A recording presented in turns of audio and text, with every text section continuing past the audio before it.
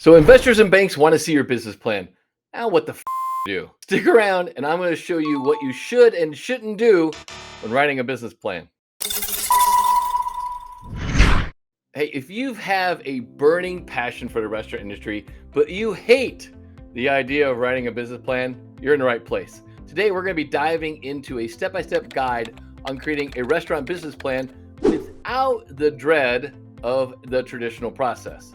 So let's jump right in. Hey, Donald Burns, the restaurant coach, and over my 44 years in the restaurant business, I've written 63 business plans for restaurants. I'm also a restaurant investor and I see roughly 24 business plans and pitches each month. So some of the things I'm going to be discussing today are based on looking at your business plan as an investment pitch. Now, the business plan process is not that complicated. It basically just consists of 7 components. So let's break them down one by one. Step 1 is the executive summary. Think of this as your elevator pitch. It's basically a brief overview of your restaurant concept. Here is where you either pique my interest as an investor or you get tossed into the pile of rejection. You really want to open strong with confidence, but don't be too cocky here. You really want to focus on your restaurant's unique selling proposition, the things that are going to make you stand out, who your ideal target market is, and the overall experience that you aim to provide. Remember, a good executive summary should be concise yet compelling. Here's a big secret to any business plan. Open strong, close strong. Step 2 is the company description. This is where you provide more details about your restaurant, such as its name, location, ownership structure. This stuff tends to be the boring business stuff, but that's not going to be you. Now, according to a study by the National Restaurant Association, there are over 1 million restaurant locations in the US in 2021. And every year that is growing and growing. So make sure, don't be boring. Jazz this section up and make sure you really stand out. Share your mission, your vision, and your core values. And these things are going to guide you through the decision-making process and also help you attract the right team members and also the right business partners. Now, when I'm looking at this section as a potential investor, I want to see if you're thinking bigger and bolder than your competition. Step 3, market analysis. Knowledge is power, and this step is all about understanding your target audience, your competition, and industry trends. Quick little tip. Did you know that in 2021, the US restaurant industry generated an estimated $899 billion in sales? That is huge. But to get a slice of that pie, you're going to need to do your homework on this business plan. You really want to identify your competitors, both direct and indirect competition. Find a niche that you can dominate and really keep an eye on emerging trends. Please, for the love of all that is sacred, don't try to be everything to everyone. Keep your brand message tight and really dialed in. Now, when I invest in restaurants, I prefer smaller, very targeted niche concepts.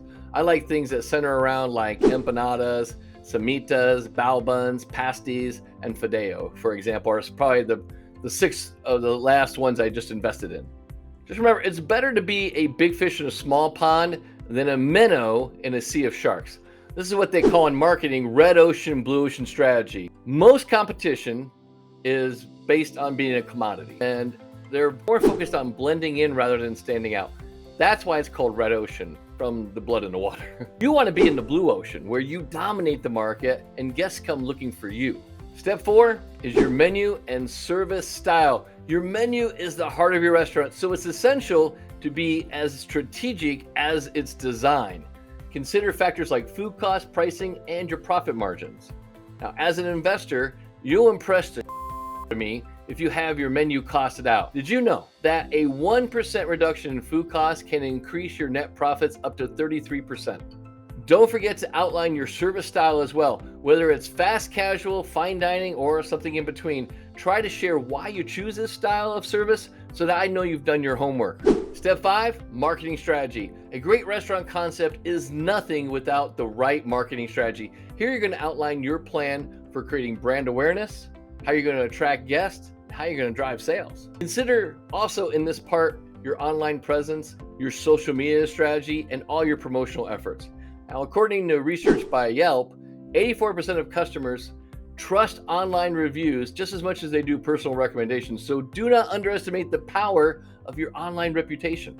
Step 6, management and staffing. Your team is crucial to the success of your restaurant. Now, as a restaurant coach, your team structure is a major element that will contribute to your success or failure. So show me that you're not going to be overstaffed with too many salaried people for a new restaurant. I see this all the time. It happens way more than you think, especially if you hired a bunch of inexperienced managers to help you set up the restaurant. They're going to staff it like it's already a $6 million concept, and they're going to give themselves plenty of support staff so they get the banker's hours. That's the fast way to close your restaurant. In this section of the business plan, you also want to outline your management structure, any key personnel. If you already hired some key personnel, maybe include their resume, and any staffing requirements and schedules that you might have. Now, just remember, when you're doing the staffing stuff, I want you to take into account that the U.S. Bureau of Labor Statistics reported in 2021 that the annual employee turnover rate in the restaurant industry is a whopping 75%. As an investor, I want you to see how you're going to make sure that you stay way below that, around the 10% or under mark for turnover. So think about how you're going to create a supportive work environment, how you're going to create a culture of positivity and accountability, and how you're going to retain top talent. How you plan to recruit and train your team is going to have my attention, because that's the elements that are going to protect my investment. Step number 7, this is the good part, the financial projections. It's time to crunch the numbers. In this section, you want to provide a financial forecast for your restaurant, including sales, expenses, and profit margins. Here you want to be realistic, but also a little bit optimistic. I've seen enough financial projections to know if you're being realistic or if you just got pie in the sky dreams of being the next Chick-fil-A. You're going to also need to prepare some projections like income statements, cash flow statements, and a balance sheet. And I'm also probably going to look for projections for 5 years. Remember, if you really want to truly impress your future investors, talk about specific key performance indicators that you can help increase profit margins with. And just so you know, there are some average KPIs and there are some great KPIs. The difference translates into 5% profit or 20% profit. So choose your KPIs very, very wisely. And step 8 is the exit strategy. Now, it may seem strange to plan for the end of your restaurant journey, but it's essential to have an exit strategy in place. I'm always shocked when I talk to restaurant owners and I ask them what's their exit strategy, and they don't have an exit strategy at all. An exit strategy really helps investors see that you know how to manage your risk and plan for the future. Your exit strategy could include selling the business to someone on your team, selling to a family member, merging with another company. Could be also passing it down to someone in the family. The key is you really want to have a well thought out exit strategy, because it's going to maximize your return on investment and secure your financial future. It just makes investors really more confident in your brand. And there you have it, a step-by-step guide to creating a restaurant business plan without the traditional dread, doom, and gloom. By following these steps and incorporating this advice, you'll be well on your way to launching a successful restaurant in no time. Now, if you found this video helpful, be sure to like, comment, and subscribe for more restaurant tips and tricks to make more money while working less in your restaurant. Next video, I'm going to go over restaurant marketing strategies that you can help finish out the year strong, drive more traffic, get more butts in the seats. And until then, happy business planning.